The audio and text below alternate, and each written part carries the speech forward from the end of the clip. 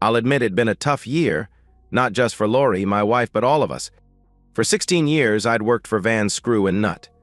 We made custom fasteners for manufacturers. When a company builds a product, they can't just go to the local hardware store to buy screws. Everything has to be made to their specifications. I started out in sales and worked my way up to sales manager. It was a great job and paid very well. If I met all 4 of my quarterly quotas, which I always did, my year-end bonus would put me well over the $100,000 hump. Of course, with so many manufacturers going overseas, we had to fight harder to maintain our share of the market, but I had built a good, hard-working sales team, and we always managed to do better than the year before. A little over a year ago, all the company bigwigs, including me, were called into an unscheduled meeting. We were all very shocked to find out the company's owner was retiring and had been in secret negotiations with a California conglomerate to buy the company. We'd been sold. The new CEO was introduced, and we were all promised our jobs were secure and nothing would change as far as management was concerned. That turned out to be a lie. Within 2 months, heads started to roll. I saw the handwriting on the wall and started looking for a new job, but my time came before I landed anything. With a pat on the back and a severance check for 10 grand in my hand, they led me right out the door. At first, Lori and I weren't too worried, but as the months passed, I was starting to realize how the economy had changed during the years I had my cushy job.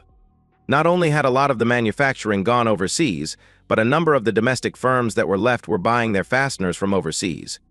I wondered how we stayed as strong as we did, but that was no longer my concern. I had to get a job. During this time, Lance, our 17-year-old son, was graduating high school. I had mixed emotions when he announced he was joining the military right after commencement. With everything going on in the Middle East, I was afraid for his safety, and of course we both were going to miss something terrible. On the other hand, I was glad we didn't have to pay for college, because frankly we just didn't have it. About 5 months after being let go, it became clear that finding another $100,000 job was not going to be easy, so I started setting my sights a little lower. To fill in what I was sure was a temporary financial gap, Lori started to look for something too. She actually found employment before I did. She was hired as a low-level secretary for a software company. It didn't pay much, but it was still more than my unemployment check. A month after Lori started work, I took a sales position within Wright Automotive. They made aftermarket car parts. For the first couple of months, I made a token salary while in training. After that, I was put on salary plus commission. It was never going to be a high-paying job. One guy had been with them for 12 years and was the highest-paid salesman there. He made all of $60,000 a year. You can imagine the strain on our budget. We had gotten used to all the financial trappings of a well-to-do family. We lived in a nice house with a sizable mortgage and had 2 Cadillacs, only one of which was paid for. That was mine. It was a 5-year-old CTS. Lori drove the same model, but we bought hers just a few months before I got laid off. We also had several credit cards, most of which were already maxed out. Lori and I both missed our evenings out on the town, as well. It was another perk. After all, if you can't enjoy yourself, what's the sense of having money? We used to go out all the time, have dinner with friends, sometimes dance, and other times a show, a play, or maybe a concert. It was nothing structured like a regular date night. We just kicked up our heels whenever we felt like it. That was usually 2 or 3 times a month, sometimes more. Unfortunately, it was one of the first things that suffered when we had to start scaling back. It seemed to be harder on Lori than on me. Growing up, her family had more money than mine. I didn't start going out and enjoying myself until I started dating in college, but my wife used to go out with her dad and mom all the time. It was practically second nature for her. We hadn't been out in many months and Lori was starting to complain. As far as she was concerned, the bills could wait. It first started about 3 months ago. "Skylar, we have got to do something. I'm going insane sitting home night after night with nothing to do. I want to go out like we used to. I want to have some fun." Lori's timing was always bad. I was sitting at the kitchen table going through our bills. Slowly, very slowly, we were just starting to dig ourselves out of the hole a little. I looked up at my beautiful wife. "Sure, no problem," I said sarcastically. "Just tell me which of these bills not to pay." She just glared at me. I thought for a moment she was going to start yelling, but whatever she was thinking, she kept to herself. As soon as I said what I did, I felt bad. It wasn't really such a horrible request. "I'm sorry, honey," I apologized. "I promise it won't always be like this. I haven't stopped looking for a better job. In the meantime, we just have to cool it for a while." Cool it, she snarled. Skylar, we've been cooling it for almost a year now. I feel like a caged animal. I need to get out and enjoy myself. I know, honey. I know, I said, trying to placate her. Look, we have a lot to catch up on. 5 months ago, we missed a house payment and our second car payment. We came this close, I said, holding my thumb and index finger about an inch apart, to having your car repossessed. With this month's commission check, we'll be square except for one car payment. If we can keep the grocery bill down, we'll be all caught up in another 2 months. I could see Lori's lips tighten. She wasn't a happy camper and I really couldn't blame her. Then I got what I thought was a great idea. I'll tell you what, why don't you and I go to Lincoln Park Zoo this weekend? It's free and we haven't been there since Lance was young. Skylar, I don't want to commune with nature, I want to commune with some nightlife, she sneered. I want to eat and drink and dance until my feet fall off. Honey, please, hang in there a little longer. I promise, as soon as we get current with all the bills, we'll celebrate by going out someplace nice for dinner. Without another word, she turned and went upstairs. I guess I sighed a little to myself. I really did feel bad, but this was Chicago. Between parking and dinner for two, a night out was going to cost a couple $100 or more. I was brought up in a household that believed the bills came first. There was no way I could justify blowing that kind of money when we were still behind and barely paying the minimum payment on our credit cards each month. It took me another 10 minutes to finish up. I was going to watch the news, but realized Lori was still upstairs, so I thought I'd check on her first. When I entered our bedroom, she was sitting on the edge of the bed, crying. I really felt like a heel. I sat down next to her, reached around, and pulled her in tight to me. I'm sorry, babe. I'm doing the best I can, I said, leaning my cheek on the top of her head. I know, she sniffled. This has just been such a hard year, and now with Lance gone, we could be going for the weekend somewhere. We should be taking little mini vacations. Instead, we're stuck here. It's almost like being in prison. I thought debtor's prison was abolished, she scoffed. It's too bad she was looking down when she said that. If she'd been paying attention, I'm sure she would have seen the anger in my face. Our house was no prison. Hell, I didn't even want to buy it. I thought it was too big and too expensive, but once she saw it, she just had to have it. Now I'm fighting like hell to keep it, and she's calling it a fucking prison. I had a choice. I could either open my mouth and tell her just what I thought of her analogy, or walk away. I chose the latter. Over the next couple of months, things between Lori and me got even worse. Conversations seemed to be getting shorter and less meaningful. We were spending less and less time in the same room with each other. Lovemaking was becoming less frequent and Lori's participation was decreasing. Her screams of passion became whimpers and the magic was disappearing from the bedroom. She made no bones about the fact that she was unhappy with me for not taking her out, but I couldn't help it. Yes, we both needed a release, I agreed with her, but not until we were at least caught up on our bills. I promised her a night on the town in the near future, but it didn't seem to appease her. Things came to a head on a Friday after work. I came home in an exceptionally good mood. I had just landed a nice contract, and with the commission I'd be receiving at the end of the month, I'd finally be able to take my lovely wife out for a good time. Unfortunately, I didn't get a chance to tell her about it. She was coming down the stairs dressed to the nines as I walked in. Wow, I said, watching her descend. What's the occasion? I'm going out with some of the girls from work. Don't worry, she said with a sarcastic tone in her voice. They're paying for everything. Right off the bat, something didn't ring true. I immediately got a bad feeling. As far as I knew, Lori had never cheated on me, but you don't put on the sexiest dress in your closet to go out with the girls. Besides that, my wife was a proud woman. I couldn't imagine her going out and allowing her friends to pay for everything. That would be like taking charity. Only if she was going out with a guy would she allow someone to pay for the whole night. I felt the hair stand up on the back of my neck. And just who are these girls? What are their names? She didn't even look concerned with my question. Just some of the girls from the office. You don't know any of them. You didn't answer my question, Lori. I may have been born at night, but I wasn't born last night. You don't dress like that to out with girlfriends. Who are you meeting? Do you have a date with a man?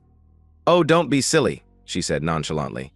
I told you I was going out with the girls. If you don't believe me, I can't help it. You're just paranoid because you have a guilty conscience.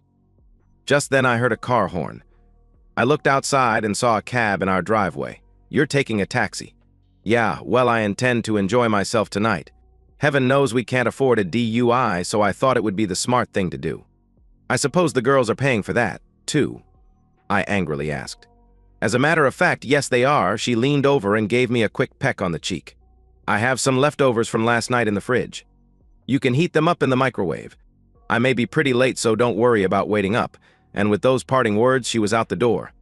I watched to see if anyone else was in the car, but from what I could see as she slid into the back seat, she was alone. For a little while, I went into denial. Sure, I knew Lori was angry, but I just couldn't believe my wife would actually go out with another man. Hell, we had a son together, a life together. She wouldn't cheat on me, I told myself. There was just no way. I pulled the leftovers from the fridge and stuck them in the microwave, but as my meal was warming up, so was I. I wanted so much to believe she was just out having a good time with some friends from work, but come on. I went over to the computer and looked up the number for the taxi service. When the dispatcher answered the phone, I told him I wanted the destination of the cab that just left my house, then gave him my address. I wasn't sure what privacy issues they would have, but the guy on the other end of the line had no problem giving me the information. Plato's Place, 3560 Elmhurst Road. I knew the place. In fact, Lori and I had gone there on a couple of occasions. It was a romantic restaurant with an attached bar that had plenty of dimly lit corners. Not the kind of place a woman goes to have fun with her girlfriends, more like the kind of place a guy takes a woman to seduce her. By the time the buzzer rang indicating my dinner was ready, I had a knot in the pit of my stomach the size of a softball. I thought husbands and wives were supposed to pull together when the going got rough, not betray each other. Hell, I thought. Maybe I'll just go to Plato's Place for dinner, myself. The place had two entrances, one for the lounge and one for the restaurant. If I went in through the lounge, I didn't have to deal with a hostess. I wasn't interested in a drink, so I walked right past the bar and into the dining room. A quick scan of the place revealed my wife sitting at a table with another man. She had her back to me, but there was no doubt it was her. They were both talking over a plate of appetizers, and a bottle of wine was already sitting next to the table. I could feel my blood coming to a boil. I fixed my eyes on the bastard who was trying to bed my wife and started my approach with an aggressive stride. I was still a few feet away when Mr. Slick must have sensed something. He stopped in mid-sentence and looked up. Our eyes met, and he suddenly looked nervous. I was just a couple of feet away when Lori glanced over her shoulder to see what her paramour was looking at. "Skylar," she shrieked. "What are you doing here?" "I came to meet your girlfriends," I said with venom. "Who's the asshole?" "Hey," he said, starting to stand up. "Go ahead. Give me an excuse," I threatened. "You know damn well she's married. I guess that doesn't mean anything to you though, does it? Tell me, do you leave a trail of slime behind you when you walk?" He looked like he wasn't sure what he should do. He was still half standing and half sitting when my wife chimed in. "Skylar, please don't make a scene. This is Jerry. I work with him. Since you're too stingy to take me out," he volunteered. He was just trying to be nice. "Nice my ass," I growled. "He's just trying to get into your pants." I looked at Jerry again. I guess he decided he didn't want to try me because he sat back down. "If you attempt anything with my wife again, so help me, I'll drag you through town on a rope tied to the bumper of my car." "Come on, your evening is over," I told my wife. She hesitated just for a second, but like Jerry, she decided not to test me any further. "I'm sorry about this," she said to Mr. Cool while standing. I think every eye in the place was on us as I took her by the arm and escorted her out through the front door. Not one word was spoken in the car, not by either of us. Once we got into the house, however, it was a different matter. "What the hell was that all about, Lori? Tell me. Have you suddenly decided that I'm not worthy to be your husband anymore?" "No, of course not. I just wanted to get out of the house and have some fun for a change." "Who is this, Jerry? How long have you guys been seeing each other?" I asked, getting more and more angry by the minute. "He's just someone I work with, and we haven't been seeing each other. We've had lunch together a couple of times, that's all." I mentioned that we don't go out anymore like we used to and told him I miss it. He offered to take me out for dinner and some dancing, and I took him up on it. "So shoot me," she stated derisively. "I don't believe this," I said, almost shell-shocked. "I thought our marriage was stronger than this. We have some tough times and you're ready to bail on me." "Who said anything about bailing? I work every day now, too. I deserve to be able to enjoy myself once in a while. If you won't take me out, why should I turn down someone who will?" "Because you're my wife, damn it," I said, raising my voice. "That's why. We're supposed to be a damn team." She didn't say anything to that, but from the look on her face, I could tell she was scoffing at my words. Is this what I have to look forward to, being married to someone I can't trust? Am I going to have to worry who you're with, Or what you're doing when you're out of my sight? Tell me, what were your plans for the end of the night? Did you intend to sleep with him? Of course not, she abruptly answered. I looked at the woman I had been married to for almost 20 years, and for the first time I didn't trust her. Not one little bit. I don't believe you, I said. You lied to me when you said you're going out with girlfriends, and you didn't even seem very concerned that I didn't believe you then. Why should I believe you now? I'll admit, it's been a tough year, but a wife is supposed to stick by her husband. Remember what we said to each other at the altar, for richer or poorer, in sickness and in health. In that instant, my thoughts were clear as a bell. Our marriage is over, I declared. This time her scoff was verbal. Don't be silly, she said dismissively. We're broke, remember. You can't afford a lawyer. How are you going to get a divorce? Hell, you can't even afford to move out. I wished I could have come back with a clever retort. But to tell you the truth, I was too stunned. I guess some people are just not good at dealing with adversity. She had obviously stopped loving me, and stopped respecting me. After 19 years, my marriage was over just that quickly. I would have probably broken down and cried, but I was too damned angry. Without saying another word, I went upstairs and started to pack a suitcase. Lori waited a good 10 minutes before coming up to see what I was doing. What's this? She asked in a sharp tone. Oh, I see you can't take me out to dinner, but you can afford to stay the night in a motel. Fine, she yelled as she turned around and walked out. Enright Automotive contracted out to have most of its inventory made overseas, but we did make some items ourselves. We had a small plant adjacent to the offices. It had a large shower room so the workers could get cleaned up before going home, and there was a couch in the reception room of the office building. A shower and a place to sleep, that's all I needed for the time being. As I hit the bottom landing with my suitcase, Lori was in the kitchen. She called out when she heard the door open, but I never stopped to hear what she had to say. I threw my clothes in the car and left. I hadn't gone a mile down the street before my phone started to ring. Sitting in the car with my seatbelt on, I couldn't get to it if I wanted, so I let it go to voicemail. It only took a few seconds for me to get curious as to what she had to say. After I got to the office, I pulled the phone out of my pocket. I had been speculating all the way there. I thought I'd hear a weeping Lori apologizing and begging me to come back instead. Skylar, you're being childish. I told you I had no plans to sleep with Jerry, and I meant it. Now get your ass back home. Not quite what I expected. I left all but a few essentials in the car. No sense in letting everyone at work know what was going on. It was still early, so I went into the break room and watched a little TV to try and get my mind off of my troubles, but it didn't work. I couldn't help but wonder what would have happened if I hadn't gone to the restaurant. Would she really have come home after dancing a little? I guess I'll never know for sure, but I had my doubts. Even if she had, that slime ball, Jerry, didn't seem like the kind who'd give up that easily. I'm sure that somewhere down the road he'd have gotten her in the sack. I finally gave up trying to watch anything and set my alarm early enough that I could shower in the morning and be dressed before the factory guys started to arrive at 7. As I tried to get some sleep, I wondered what I was going to do. Lori was right. I didn't have the money for a lawyer, or even an apartment. I'd have to figure out something. Lori had displayed contempt for our marriage and for me, personally. There was no way I was going to go crawling back home with my tail between my legs. I was actually a little surprised when the alarm woke me up the next morning. I couldn't believe I slept that well on that couch. The damn thing was a torture device. I showered and got dressed before heading off to Denny's for a leisurely breakfast. I'd kill some time there until it was time for me to go to work. I was sipping my 4th cup of coffee when the solution to my problem hit me in a flash. Of course, it was so simple. Why I hadn't thought of it sooner was beyond me. Once back in Enright's parking lot, I took out my cell phone and took a picture. The first thing I did after sitting down at my desk was to run the ad.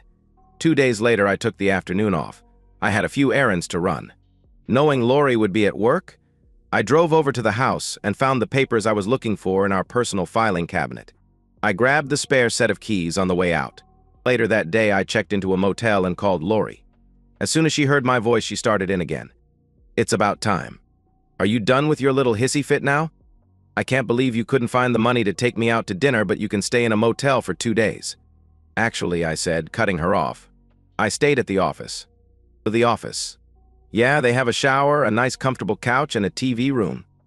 All the comforts of home, I said, lying through my teeth. She responded with more of the same. Well, that's just being ridiculous. Stop being so stubborn and come home. I'm not coming home, Lori. I told you, our marriage is over. I just called to let you know you're going to need a ride home. What? Why? What's wrong with the car? Nothing, I replied. It drives like a dream, nicer than mine. There was a brief silence as she was undoubtedly trying to figure out what I was saying. Skylar, what are you talking about? I sold my car, got 18 grand for it. That's more than enough to get a lawyer started on the divorce and a down payment on an apartment.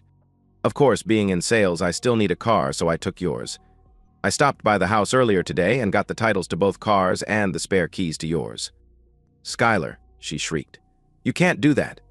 What am I supposed to drive? Actually, since both cars are in my name, I can do that. I didn't take anything out of the accounts. All the bills are paid for the month, so there wasn't a lot left, but if you budget, you should have plenty for food and cab fare. If you run low, I'm sure Jerry will be more than happy to take you out for dinner, providing you give him what he wants, of course.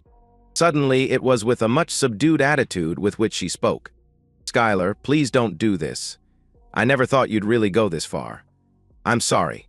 I shouldn't have gone out with Jerry, but I was mad. Nothing was going to happen. Lori, you lied to me, went on a date with another man behind my back, and then treated me with disdain and showed absolutely no remorse when I caught you. Admit it, Lori, you don't love or respect me. You made that plain as day with the way you talked to me the other night. Skylar, I'm sorry. I'm sorry too, Lori. We had a good run when life was easy, but when things got tough, we let each other down. He was surprised to hear a sob from the other end of the phone, but it made no difference anymore. He continued. The house is in both our names. It's our one decent asset, so it needs to be sold as quickly as possible. He heard her gasp. Sell the house? Skylar, do we have to? Lori, right now we're up to date with the mortgage, but I'm not paying any more house payments and there's no way you can pay them every month. Yes, it has to be sold immediately. I figure we each should be able to walk away with $50,000 or $60,000 apiece. You can buy yourself a decent used car and find an apartment with that. Skylar, I don't want a divorce. Please, can't we talk about this? Sorry, Lori, it's no longer about what you want. Now, do you want to call a realtor or should I? Lori stood on the sidewalk outside of her apartment and looked into the gray sky as she heard a flock of geese squawking their way northward, a welcoming reminder that spring was right around the corner. She made her way through the melting slush to her 10-year-old Honda and headed toward Starbucks to meet an old friend. She was looking forward to seeing Julie. It had been a typical Chicago winter with cold temperatures, lots of snow and slick roads, so Lori had spent most of it cooped up in her apartment when she wasn't at work. Julie had already commandeered a small table in the corner and was sipping her latte when Lori walked in. They greeted each other with a girly kiss on the cheek before Lori got in line for her own Colombian brew. While standing in line, Lori thought what a treat it was to get out and visit with a friend. As she walked back to the table with coffee in hand, she was greeted with a warm smile and a friendly voice. Lori, it's so good to see you. It's been a while. Yes, it has been too long, she replied with a tinge of sadness in her voice. I don't get out much anymore. How come? When we were younger, you were the party girl. Yeah, well, life was a lot easier in those days. I don't have the money to go partying anymore. What about dates? You remember those go out with some handsome man and he pays, Julie joked. Lori faked a little laugh. It's kind of a catch-22. You can't meet men if you don't get out and you can't afford to go out if you're not with a man. What about guys at work? Julie asked. Nothing but dweebs and married men, Lori countered. Let's get off this subject, it's depressing. How are the kids? Oh, they're doing great. Charlie Jr. just got a promotion at work and Debbie is in her 3rd year of college already. They grow up so fast, don't they? They sure do, Lori replied. Lance has another year to go in the military and he's already talking about re-enlisting. He likes it. How's hubby? Charlie's doing just fine, as hard-working as ever. Lori caught the sheepish look on her friend's face. What? Oh, nothing. Julie replied even more sheepishly. Come on, out with it. You were going to ask me something. Well, I was just going to ask if you've seen Skylar. No, not since we signed the divorce papers, she thought for a second. Geez, that was 2 years ago already. Why? I just wondered. I'm not sure I should tell you, but it's probably better to hear it from a friend. What? Is he okay? Yeah, he's fine. I ran into him the other day and we talked. He's what, Julie? Come on, out with it. Okay, well, he's getting married again?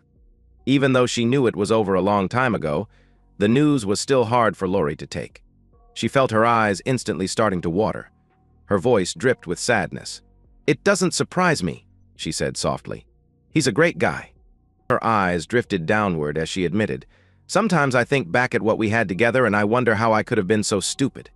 She took a sip from her coffee, then lifted her face and looked at her friend. "I did love him, I really did. Things just got so rough with all the bills and everything that I started to feel sorry for myself. At the time, all I could think of was escaping all our problems and having a little fun." Julie didn't say anything. She thought it was better to just listen. Skylar was right about everything. I did lose my respect for him. I may have even stopped loving him for a little while. Stupid, I know. It wasn't his fault he got fired. He was doing everything he could to make sure we didn't lose everything, but I couldn't see past my own selfish wants. I just had to have things my way. I remember Skylar suggested we go to the zoo one weekend, but I wanted my night out on the town, so I shot him down cold. Hell, he was even right about Jerry. That was the guy he caught me having dinner with. Skylar asked if I had plans to screw the guy at the end of the night. I denied it, of course, but just between you and me, I had every intention of doing just that. Yeah, I know. Believe me, Julie, if I could do it over, I would do it a whole lot differently. Is he still living in that little efficiency apartment he got? Oh no, he moved out of there a long time ago. I guess you didn't hear. Again, Julie was hesitant to bring it up. What now? Don't tell me he won the lottery. No, nothing that good, but he got his old job back with Vans. That was a while ago, a few months after your divorce was final. I guess they started losing customers left and right after they fired Skylar. They finally called and asked him to go back. After some negotiations, he took them up on their offer. Hell, he's making more now than he ever made. As she finished talking, Julie saw a tear roll down Lori's cheek. I'm sorry, honey. I shouldn't have said anything. No, she replied, shaking her head. It's nobody's fault but my own, she said. I can't tell you how many nights I've gone to bed and thought about him. I've prayed that the last 2 years were just a horrible nightmare and I'd awake the next morning with Skylar lying next to me.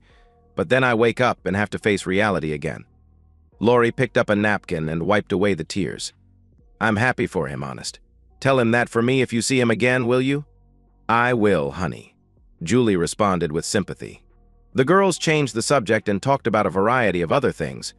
When they finally parted, Lori put up a good front, but once she got inside her car and was out of sight, she broke down and cried. And that's the end of today's story. If you enjoyed it, please give this video a thumbs up and drop a comment below. Your support helps the algorithm push my content further.